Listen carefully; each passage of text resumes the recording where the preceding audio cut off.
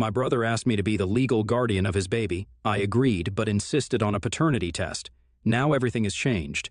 I, 28 female, have an older brother, 30 male, and around 2 weeks ago he asked me to be the legal guardian of his son.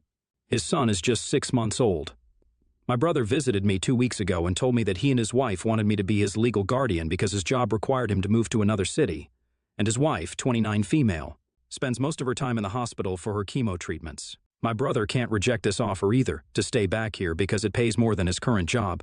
And he desperately needs money to pay for his wife's treatments, as she was diagnosed with stage 2 liver cancer last month.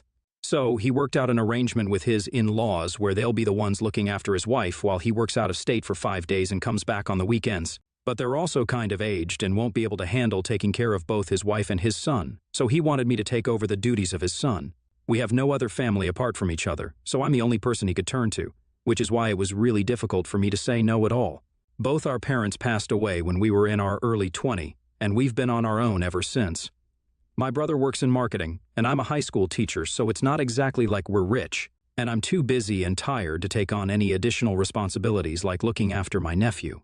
I also couldn't just say no to my brother because we're all we have, and it would break my heart if he got mad at me over this. There was also another reason that I was kind of skeptical to agree to this legal guardianship, and that was because of all the rumors and gossip I had heard about my sister-in-law. We live in a relatively small town and news travels fast. So a couple of years back, I think before my brother even got married, I heard from one of my co-workers that one of her cousins had gotten into a lot of legal trouble over a paternity fraud that she'd pulled off and was now being sued by her husband, whom she'd been fooling.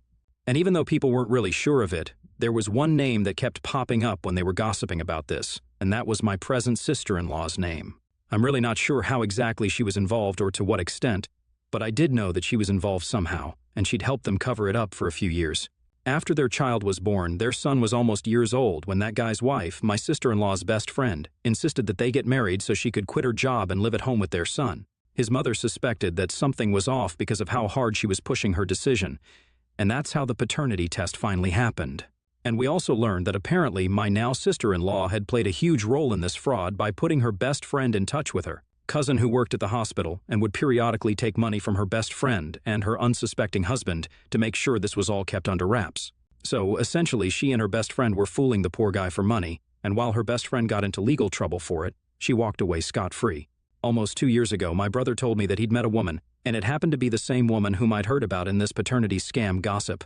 I told him about it back then and warned him, but he was dead sure that she had nothing to do with it and he trusted her, not the rumors and gossip he heard about her. I didn't know what to say to him, so I didn't interfere. And so, within a year, they got married and had a baby. I didn't say anything then because I didn't want to disturb their perfectly happy marriage. And then last month, she was diagnosed with stage 2 liver cancer, which is why she's been in and out of hospital for some time now. I haven't said anything about what I heard from my friends back then, but when my brother said that they wanted me to be their son's legal guardian, I decided that I didn't want to get caught up in anything right now. And so I told him that I'd only agreed to legal guardian because he didn't like the implications of what I was saying, and said that I was needlessly doubting his wife, even though they'd been together for so many years now. But I stuck by what I said and told him that I wasn't going to be his son's legal guardian if he didn't get the paternity test done first, because I really didn't want any unnecessary trouble in case there really was something that she was hiding still. So, after a lot of arguing, he finally gave in and told me that he'd get it done. Then I didn't hear from him for 2 whole weeks. But all of a sudden, days back, he called me and told me that I no longer needed to sign anything and that he was staying here. I was confused because he just canceled the move out of the blue. So I asked him what changed, and he told me to mind my own business and then hung up on me. That really threw me off because my brother was a generally nice and polite person, so I had absolutely no idea what changed in these past few days. I couldn't even ask anyone else because the only person who was likely to know what was going on with him was his wife, and I didn't want to speak to her. So I waited for a day for my brother to come around on his own and tell me what was going on, but he didn't. So I did what I had to and called out my sister-in-law instead for some answers.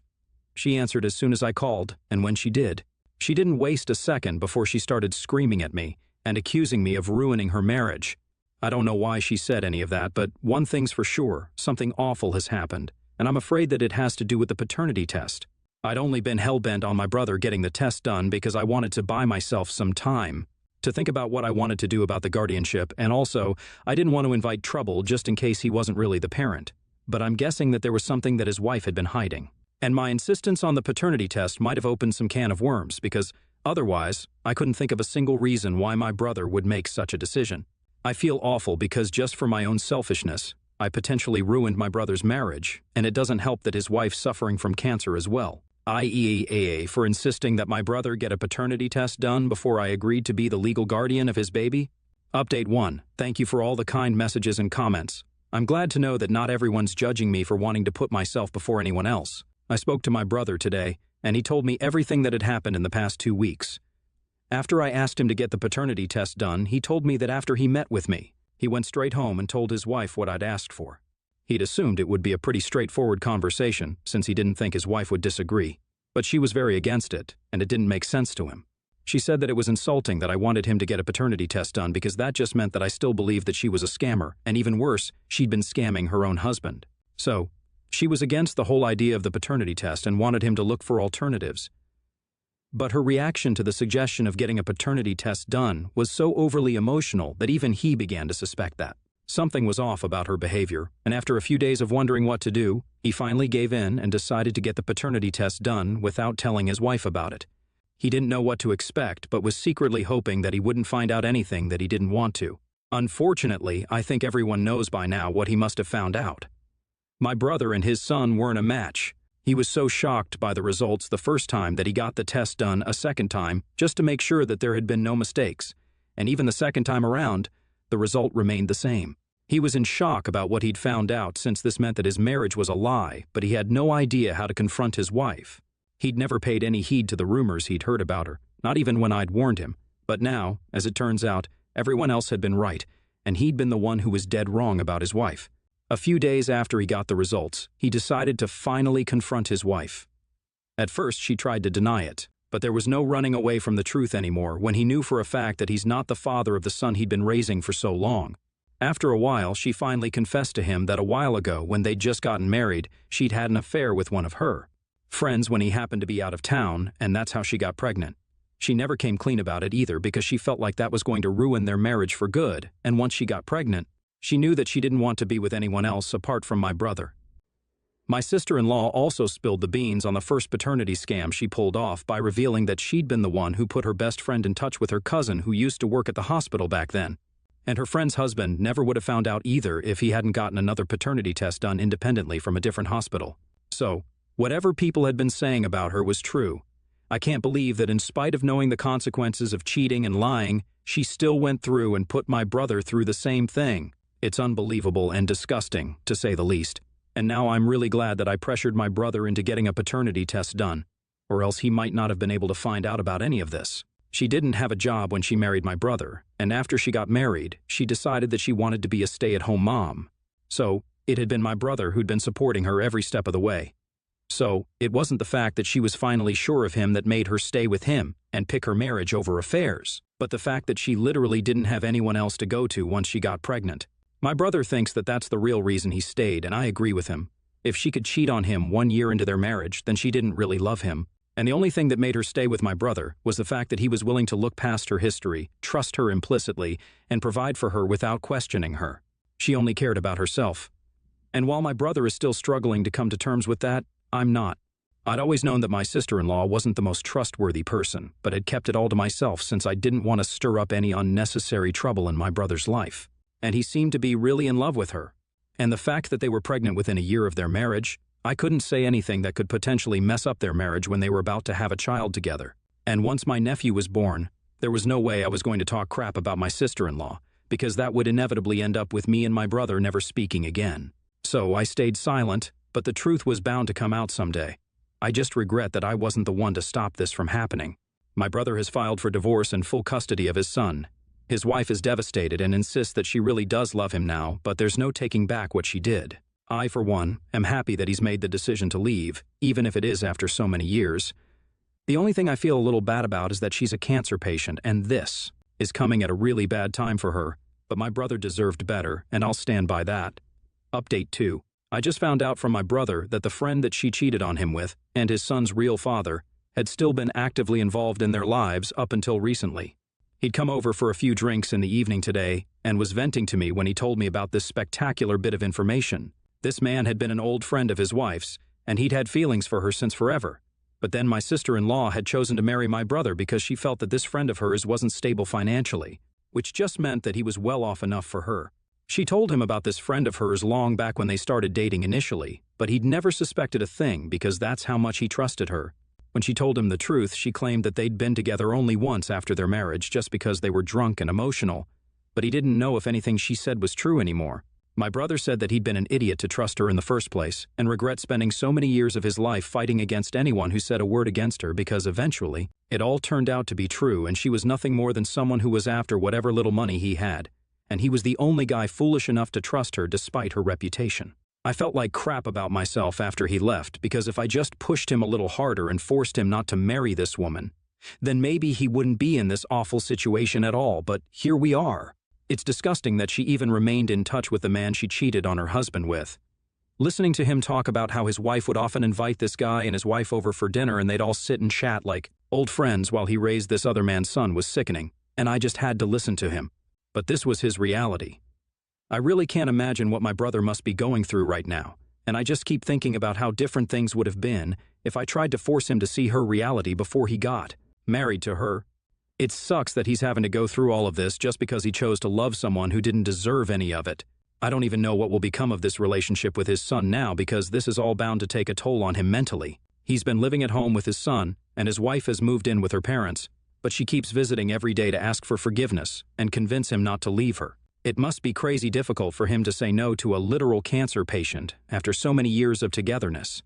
I know he still loves her despite what she did to him and all the lies she told him throughout their marriage and her pregnancy. And I could hear it in the way he was reminiscing today about the good times he'd had with his wife. I wish I could do something to help my brother. But I can't. My hands are tied. The most I can do for him is to offer to babysit my nephew because he's taking up more work and responsibilities in his workplace so that he earns more than whatever he's making now and can give his son the life he deserves. I don't think he'll get full custody of his son given the circumstances.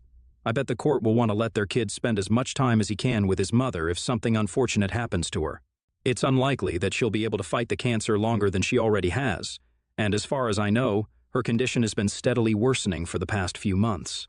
To be honest, at this point, I don't even know what to feel about anyone involved in this situation, including myself. I tried my best to warn my brother back when he was dating my sister-in-law, but he didn't listen, so it's not like I'm in the wrong here either, but I also can't just shake off the guilt. All I can say for sure is that every single adult involved here has failed my nephew and made a complete mess of things, including me. I just hope we're all able to come out of this as better people now. Update 3. It's been a week and a half since my brother last visited, and he's been really caught up with work. He dropped by today and requested me to watch my nephew for a couple of hours as he had to go visit his lawyer urgently, and I agreed because this was the least I could do for him when he was in such a state. Once he came back, he told me that his wife had told her friend about who was the real father of her son, and he's willing to fight for custody as well if my brother doesn't agree to his wife's terms. He told me that she's still willing to patch things up with him, and even tried to play the cancer card by saying that she wouldn't even be around for much longer probably. So he should just let her spend the last few months of her life peacefully, instead of being so selfish and disrupting it all with legal complications. She doesn't even understand that the custody battle isn't a way to get back at her, but is just to ensure that even if she does pass away, her so-called friend isn't able to just swoop in and take his child away from him just because he's his biological father. Only a truly selfish human being would imagine that this is all about them. The only thing that my brother is doing to get back at her, as she says, is the divorce. And that's just because he respects himself too much to spend any more time with someone who has done nothing but use him for these past couple of years. They had a really bad argument about the same a couple of days ago when she dropped by to see her son and talk to him yet again so that she could persuade him to stop the legal proceedings. When he told her that he wasn't going to change his mind, she got mad and said those things, and the situation just got worse. He believes that she got her friend involved just to retaliate, and I agree with her. I don't even know what her friend's wife is going to say about all of this. They've only been married for 4 months according to what my brother told me, and this is some insane crap that they're getting into. I'm grateful that my nephew himself is blissfully unaware of any of this, and even today, he seemed as happy as ever. I hope that he stays this way forever because the poor kid really shouldn't have to deal with so much from such a young age. Update 4. Hi everyone, my sister-in-law visited me today to see my brother. He'd been here to drop the baby off for a while, and he'd been avoiding her for a few days. So she turned up at my house because she knew he was likely to come here. I tried to tell her to go away, but she looked so sickly and weak that I was having a really hard time turning someone like that away, so my brother took over for me, and instead of turning her away, he invited her into the house and told her to make it quick because he also had to leave for work soon. I was in the room with them, and the entire conversation happened right in front of me, which made me feel like I was intruding on something really personal. My sister-in-law was pleading with my brother to let her have joint custody, and she'd somehow managed to get rid of her friend since she didn't even want to involve him in the first place. But her emotions got the better of her, and she ended up telling him the truth, which is why he got involved. She said that she'd made her peace with the divorce and wasn't even going to contest it, but she desperately needed to see her baby because her cancer was just getting worse, and it had already progressed to stage 3 according to what her doctors told her this week, so she needed to spend as much time as she could with her son. I thought my brother was going to say no by how distraught he looked, but instead, he told her that the most he could do for her at this point was that he could let her have supervised visits. He told her very calmly that she'd lied to him for months, and that he couldn't just accept it and move on just because she was sick. He was also suffering, and just because his pain and scars didn't show didn't make it any easier for him. He told her that he'd fought against everyone who called her a gold digger and a scammer, but eventually that's what the truth was since she cheated on him in spite of how hard he'd been defending her. So, now for his own sake and the sake of his son, he wanted to let her go and start afresh. My sister-in-law didn't seem too happy about what was being said, but my brother was quite firm that she could either agree to supervised visits once a week or she could go to court against him. After some silence, she said that she'd pick supervised visits, which is what the court would have ordered anyway, so now they only need to legally agree to that arrangement. The divorce is still going to happen, though. I don't know what the future has in store for my brother and my nephew, but I pray that it's only good things.